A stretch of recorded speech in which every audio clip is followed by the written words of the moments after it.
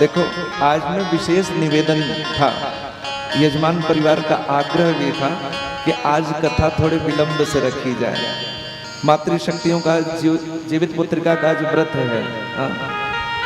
और इस व्रत में यदि भगवत कथा सुनने को मिल जाए कितना अद्भुत संयोग हो जाए जी। मनुष्य जन्म का यही तो फल है जी। जिंदगी जब तक रहेगी फुर्सत न होगी काम से, कुछ समय ऐसा निकालो प्रेम कर लो राम से।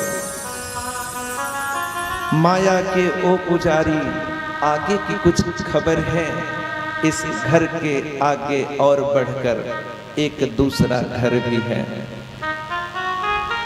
मैं निवेदन करूं, प्रहलाद जी बहुत सुंदर यहाँ पे मित्रों को उपदेश कर रहे हैं। एक मित्र ने पूछा, प्रहलाद जहां तक मैं जानता हूं ना, तो मेरे और तुम्हारे गुरु तो एक ही हैं, शुक्राचार्य जी के पुत्र गण।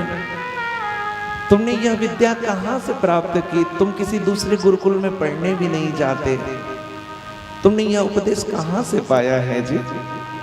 प्रहलाद जी ने कहा, नहीं ये बात तो थोड़ी पुरानी है।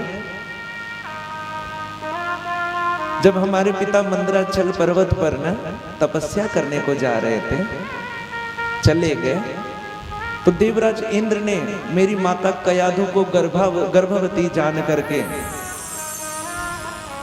मैं ही गर्भ में था, मुझे और मेरी माता को मारने का प्रयास किया, हरण कर लिया था महल से, विमान से लेकर जा रहे थे। इतने में देवर्षि नारद आए हैं। नारद ने देवराज इंद्र को बहुत धिक्कारा था उस समय।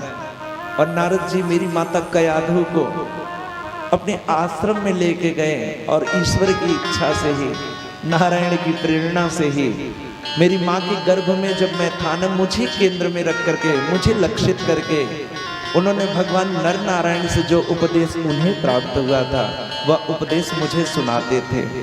मैं निवेदन करूं, भागवत का ये जो प्रसंग है ना, ये मानो ये उपदेश कर रहा है, जब मातृशक्ति गर्भावस्था में हो ना, तो भगवान की दिव्य लीलाओं का श्रवण कराओ। जब तक वे पढ़ सकती हैं वे पढ़ें। हाँ? मैं ये नहीं कह रहा हूं कि जो संतान आएगी वो बाबा जी बन जाएगी, सब कथावाचक ही बन जाएंगे, सब साधु सन्यासी ब्राह्मण कर्मकांडी ही बन जाएंगे। ना जी, कम से कम मनुष्य बने रहेंगे, इतना तो मेरा दृढ़ विश्वास है। कयाधु को लक्ष्य करके देवर्षि नारद ने जो उपदेश दिया था वो प्रहलाद जी ने अपने मित्रों को जब दिया, और जब प्राप्ति का हेतु बता दिया, स्रोत बता दिया कि मुझे ऐसे मिला था, दैत्य बालकों को भी महाराज विश्वास हो गया।